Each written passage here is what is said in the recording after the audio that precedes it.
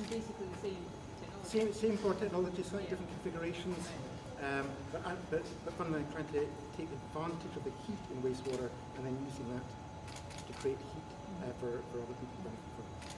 Good. That's fantastic.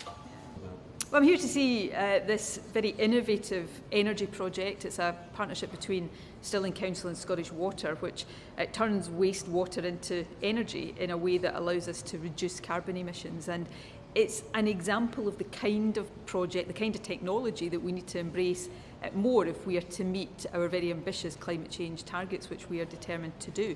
Climate emergency is the biggest moral challenge facing the whole of the world today, and I'm determined that Scotland is in the vanguard of meeting that challenge. Well, John McDonnell's comments, as far as I'm concerned, are a statement of basic democracy. I mean, he said that it should be for the Scottish Parliament to decide the timing of an independence referendum, and it should be for the Scottish people to decide if Scotland becomes independent or not. I'm surprised that anybody thinks that's a controversial statement. It is basic democracy.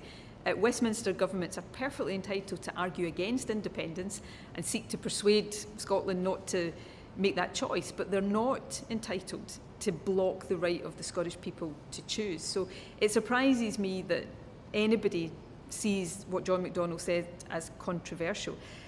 But, you know, if you look at Labour with the poll this week, you know, in Scotland, you know, Labour don't have very many voters left at all, but of those they do have left, according to that poll, 40% or so support independence. So the position John McDonnell stated also seems to me to be a politically sensible one from Labour's perspective.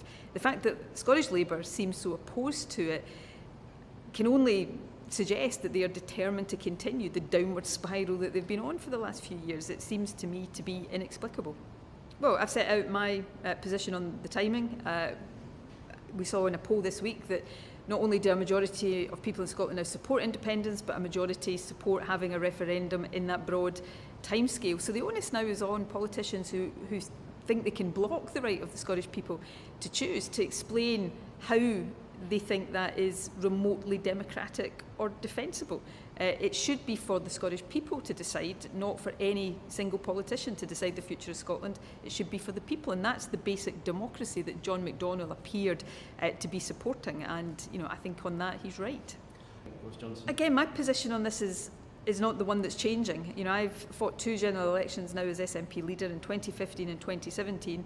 I said that if the arithmetic after the election lent itself to this, I would want the SNP to be part of a progressive alternative to the Conservatives. I think it's even more important now we try to build that kind of progressive alliance that gets the Tories out, because they are intent on taking the country down a catastrophic Brexit path. So my position hasn't changed. I don't envisage any formal coalition with Labour, but I want the SNP to be part of efforts to get things onto a better track than they're on now. The stumbling block to that, of course, is Labour. Labour are still on the fence on Brexit, and you know, Jeremy Corbyn is abdicating his position of leadership by not giving that clear direction. So we need to get Labour off the fence, and then we can look to stop Boris Johnson in his tracks, hopefully.